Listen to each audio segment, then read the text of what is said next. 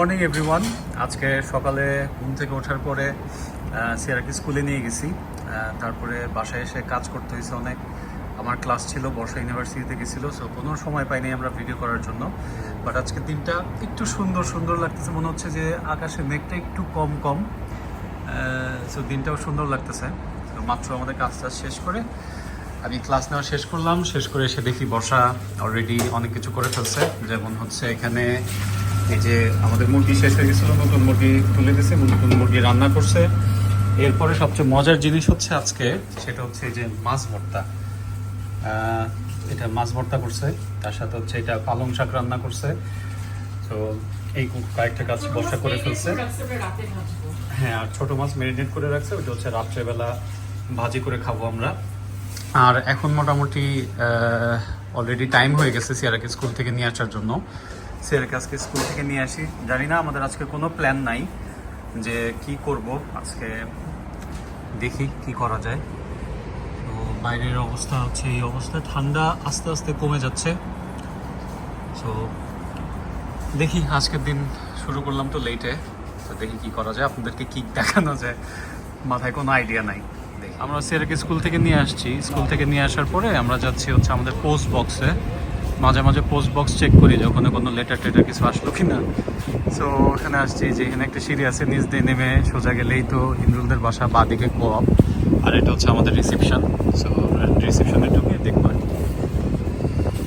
যাই যাই যাই, এখন এই যে বসা খুলবে পোস্ট বক্স। আমাদের পোস্ট বক্স হচ্ছে 2204। দেখো কি আসছে। বিসমিল্লাহ। হ্যাঁ রে, কত কিছু পাইছি। ওই যে তোমার ইয়াও তো আসছে। হ্যাঁ,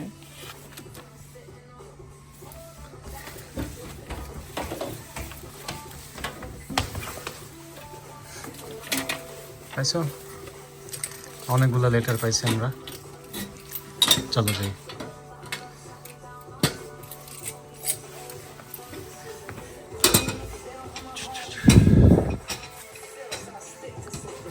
রিসেপশনের এখানে আবার সুন্দর বসার জায়গা আছে।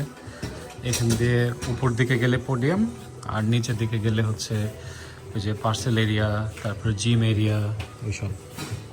চিঠি নেওয়া শেষ আমাদের। এখন হচ্ছে আমরা বাসায় যাব। সিয়ারা আজকে ওর উপরে সোয়েটার খুলে ফেলছে, তার কারণ হচ্ছে সিয়ারা আজকে স্কুলে অনেক ড্যান্স করছে। আজকে ওদের ড্যান্সিং ওয়ার্কশপ ছিল। সো এখানে হচ্ছে এটা পার্কিং, একটা তেরো দিক যায় না বাবা। পাশে দুজনকে বসে থাকা দেখতেছেন, এগুলো হচ্ছে জাঙ্কি। ওরা বেসিক্যালি কি সব খেয়েটে মাতাল হয়ে বসে থাকে আর কি। বাবা আসো, আজকে অনেকদিন পরে আমরা এদিক দিয়ে যাচ্ছি আমাদের মেইন জায়গা দিয়ে। আর এখানে এখানে হচ্ছে strictly no parking on the pavements at any time, এটা লেখা আছে। বাট মানুষজন তারপরেও মাঝে মাঝে এখানে পার্কিং করে, অদ্ভুত মানুষজন। ঠিক আছে, চলো। একটা মজার জিনিস আপনাদের সাথে শেয়ার করার জন্য এটা দেখাতে চাচ্ছি। সেটা হচ্ছে যে চিঠিগুলো আর পোস্ট বক্স থেকে আসছে, দুইটা আসছে হচ্ছে NHS থেকে, যে আমাদের যে হেলথ চেক আপ যদি আমরা করাই, একটা রিসার্চ করবে ওরা। তো ওইখানে রিসার্চে পার্টিসিপেট করলে আমাদেরকে জানাবে ফিউচারে আমাদের কোনো অসুখ হবে কি না, না কি হবে, সব কিছু আর কি। ব্লাড টেস্ট করতে হবে, কিছু ভাইটালস দিতে হবে, ওদেরকে প্রোভাইড করতে হবে, তারপর ওরা দিবে। ওকে, সো এটার জন্য না, বেসিক্যালি আমি একটা জিনিস আপনাদেরকে শেয়ার করি। সেটা হচ্ছে আমি যে একটা পাইছি স্কটিশ পাওয়ার থেকে, একটা চিঠি আসছে। তো স্কটিশ পাওয়ার, এইটাতে আমাদের হচ্ছে প্রথমে আমরা এখানে যে ইলেকট্রিসিটি ছিল সেটা হচ্ছে স্কটিশ পাওয়ারের ছিল। ভালো কথা। তো প্রথম দিকে আমরা বুঝতে পারি নাই। তো তখন আমাকে ওরা বলছিল যে একটা বিল দিতে হবে, এবং সেই বিলটা হচ্ছে অলমোস্ট 115 পাউন্ডস কারেন্টের বিল। ভালো কথা, আমি হচ্ছে 115 পাউন্ডস দিয়ে দিছি। পরবর্তীতে যখন আমার ইলেকট্রিসিটির যখন প্রোভাইডার চেঞ্জ হয়েছে, এখন আমরা হচ্ছে ওভোতে আছি। তো চেঞ্জ হওয়ার পরে আমাকে বলতেছে ওভো যে না, তোমার তো বিল হচ্ছে আমাদের এখানে হওয়ার কথা, কারণ তুমি যেখানে বিল দিছো সেটা তো আসলে তোমার টেনেন্সির টাইমের বিল না, ওটা আরও আগের বিল। ভালো কথা, আমি স্কটিশ পরে ফোন দিলাম। ফোন দেওয়ার পরে আমি বুঝাই বললাম যে দেখেন, আমার বিলটা তো এটা হওয়ার কথা না।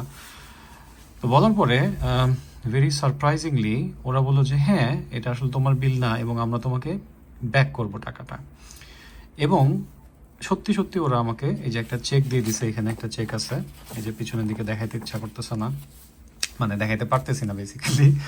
সো এই চেকটা দিয়ে দিছে এবং এই যেখানে লেখাই দিছে ওরা যে we are sending you are refund of £115.27।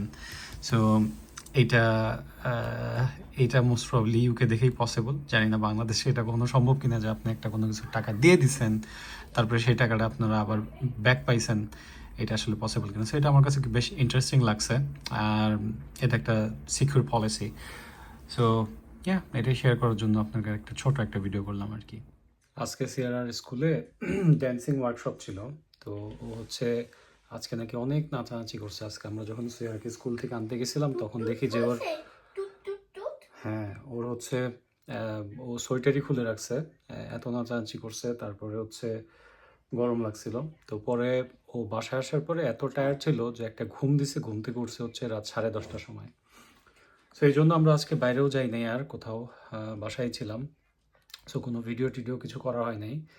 তখন আপনাদেরকে কি দেখাবো চিন্তা করতেছিলাম, তো হঠাৎ করে মনে হলো আমরা হচ্ছে ডিসেম্বরের 20 তারিখের দিকে আমরা উইন্টার ওয়ান্ডারল্যান্ডে ঘুরতে গেছিলাম লন্ডনে হাইড পার্কে। তো ওগুলোর কিছু ফুটেজ ছিল, ছোট ছোট ফুটেজ, তো ওই জিনিসগুলো আপনাদের সাথে একটু শেয়ার করতে চাইতেছি। দেখেন যদি আপনাদের ভালো লাগে।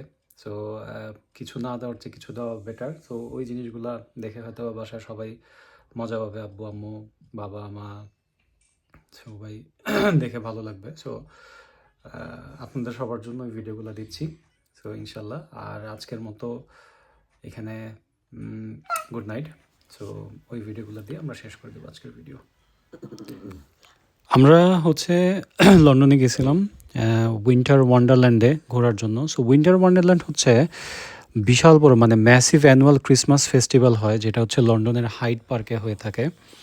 সো এটা ছিল হচ্ছে নভেম্বরের 14 তারিখ থেকে জানুয়ারির 1 তারিখ পর্যন্ত 2025-2026-এ, এবং আমাদের টিকিটের প্রাইস ছিল ওই সময় অ্যারাউন্ড £8 মতো। এটা ছিল হচ্ছে অফ পিক আওয়ার্সের মধ্যে। তো এখানে সাধারণত বিশাল বড় একটা আউটডোর পার্ক থাকে, মানে আউটডোর থিম পার্কের মতো।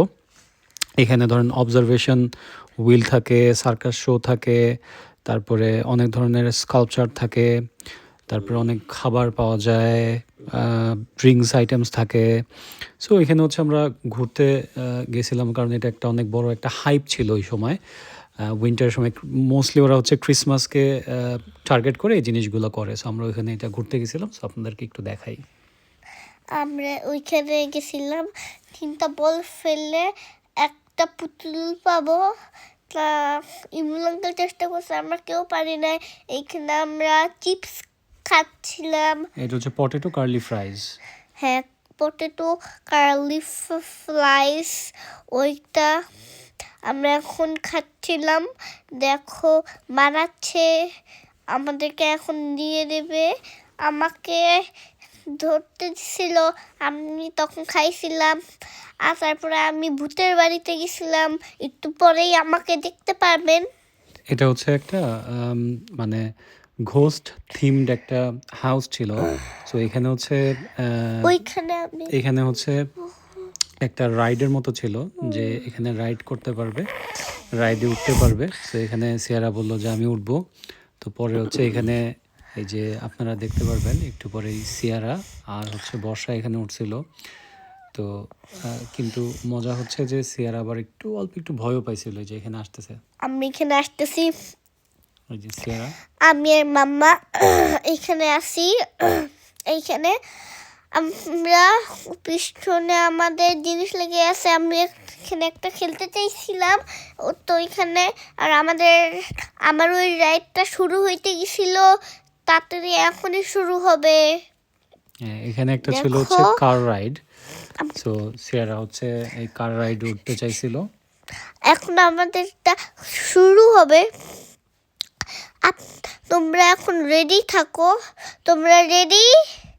আর এটা হর্স, এটা হচ্ছে একটা মেরিগো রাউন্ড, মানে হচ্ছে হর্স ক্যারোসেল ছিল। তো সিয়ারা এখানে উঠতে চাইছিল, পরে সিয়ারা এখানে উঠছে। মেরিগো রাউন্ডে আমি উঠতে গেছিলাম।